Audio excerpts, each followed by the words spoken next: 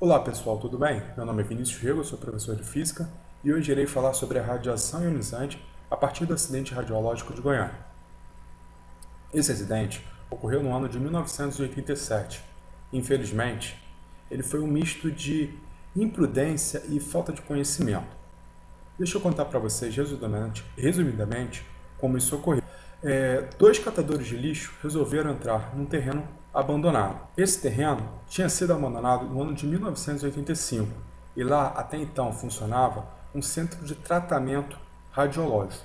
Após a transferência do local, não fizeram a retirada de todos os equipamentos que se encontravam nesse ambiente. E os dois catadores encontraram uma máquina cheia de metal, muito pesada, e resolveram destroçá-la e carregar para casa para vender em um ferro velho. Em meio ao processo de desmontagem da máquina, os dois catadores eles removeram alguns pedaços de metal e encontraram uma cápsula. Os meus catadores passaram muito mal, tiveram náuseas, vômitos, mal-estar e mesmo assim venderam todo esse material para um ferro velho. Esse material chegando no ferro velho foi ainda mais repartido e uma cápsula que continha um conteúdo muito perigoso e radiação estava preenchida com o Césio-137. Foi totalmente rompida, deslacrada pelos funcionários que trabalhavam nesse ferro velho. Daí se iniciou um desastre, um acidente nuclear impressionante. Por quê? O césio ele emitia cores muito atraentes, um azul muito vivo, e o dono desse ferro velho começou a distribuir o Césio-137 para os seus familiares. Dessa forma, foi se espalhando por toda a cidade de Goiânia. Com o passar dos dias, alguns dos parentes do dono do ferro velho estavam passando mal, e sua esposa decide levar o recipiente que continha o Césio-137 dentro de sua cápsula para vigilância de saúde. E esse trajeto foi feito de um ônibus, aumentando ainda mais as dimensões de contaminação por radiação na cidade de Goiânia.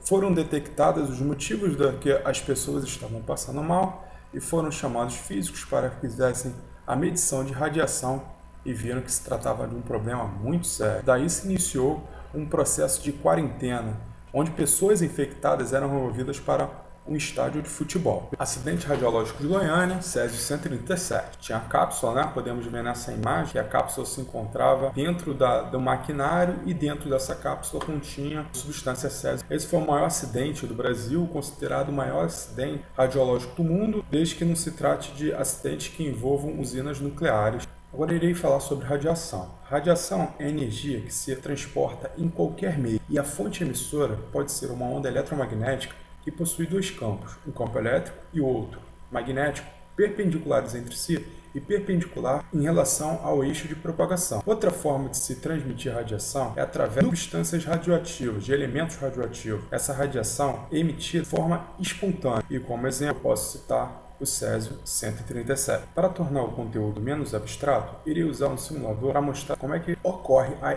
interação entre a radiação eletromagnética vindo de uma fonte e a matéria. Vejamos, nesta simulação podemos visualizar o espectro eletromagnético. Da esquerda para a direita observamos o aumento da frequência e da direita para a esquerda observamos o aumento de comprimento de onda. Verificamos que as ondas eletromagnéticas que possuem maior frequência são a ultravioleta, o raio-x e o raio gama. Nessa simulação, podemos ver diferentes tipos de interação entre micro-ondas, molécula de dióxido de nitrogênio. Podemos verificar o que acontece nessa interação. As micro-ondas, ao interagirem com a molécula de dióxido de nitrogênio, proporcionam a ele um aumento angular, uma rotação. Já quando a fonte emissora emite raios infravermelhos, o dióxido de nitrogênio ele vibra e também emite radiação. A luz visível, ao atingir a molécula de dióxido de nitrogênio, faz uma absorção à molécula e também emite radiação.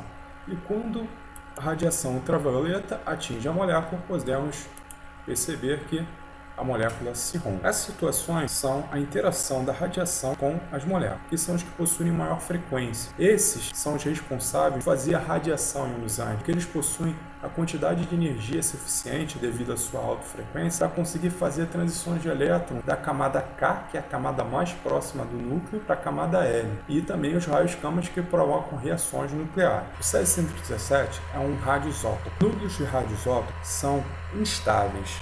Isso se deve à competição, à concorrência entre as forças elétricas e forças nucleares que ocorrem no núcleo desses átomos. Durante o processo de decaimento radioativo, o Césio-137 emite partículas espontaneamente, desintegração ou de decaimento nuclear. No caso do Césio-137, a partícula liberada é o beta-. E em seu decaimento, ele libera um beta- e se transforma num bário 137 instável. E por sua vez, o bário 137 libera uma partícula gama e enfim se torna num bário estável. Nem sempre ocorre esse processo. Esse processo ele ocorre 94,6% das vezes. Isso é um procedimento quântico, então é probabilístico. Em 5,4%, o decaimento do césio vai direto para o estado fundamental. Por essa etapa, ele cai primeiro para se transformar em bário 137, para então partir para o estado fundamental.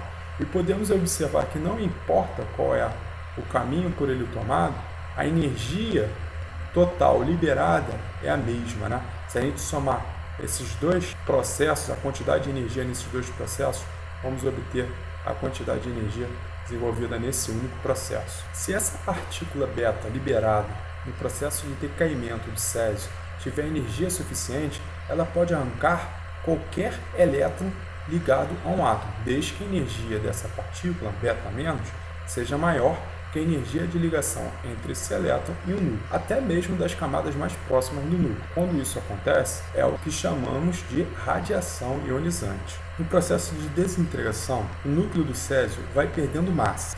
Para reduzir essa massa à sua metade, é necessário que passe um período chamado de meia-vida. O que é a meia-vida?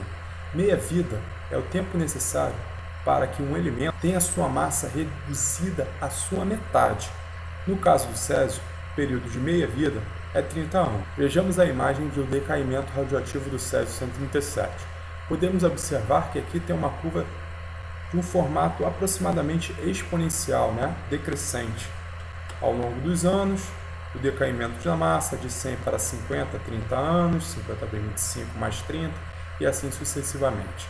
Para tornar esse conteúdo menos abstrato, vejamos como funciona a desintegração de alguns elementos em um simulador. Aqui podemos observar o núcleo de um hidrogênio e vamos ver que ele está no seu estado vibracional. E de repente, espontaneamente, ele vai emitir uma partícula. Vejamos a emissão de um elétron e um antineutrino. E ele decaiu para o hélio, que também está vibrando. Agora imagine isso multiplicado por milhares, centenas de milhares. Podemos observar inúmeros átomos de hidrogênio liberando elétrons, neutrinos e decaindo para hélio. Observe que enquanto algumas já decaíram para hélio, as outras ainda continuam como hidrogênio vibrando, e após a emissão, elas vão para o estado fundamental e param de vibrar. É isso que ocorre com o Césio-137. Ele fica no seu estado vibracional até emitir uma partícula beta- e se transforma em bário, que por sua vez, o bário vai emitir uma partícula alfa para reduzir a sua energia ao estado fundamental. Agora vamos falar sobre alguns efeitos biológicos da radiação ionizante. A radiação ionizante ela é muito perigosa. Por quê? O nosso corpo é formado por moléculas, e as moléculas são formadas por átomos.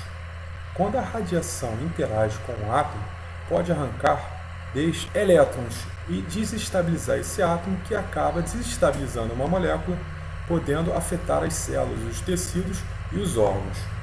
E quando a molécula afetada é uma molécula de DNA, esse perigo é muito grande, pois pode provocar uma mutação e até mesmo desenvolver um câncer. Em vista desses acontecimentos, observamos a importância de se inserir o estudo de física moderna e contemporânea no ensino médio.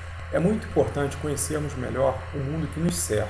Se algum dos envolvidos no acidente radiológico de Goiânia tivesse conhecimento sobre alguns conteúdos de física moderna e contemporânea, o acidente talvez não alcançasse tamanha dimensão ou até mesmo poderia ter sido evitado.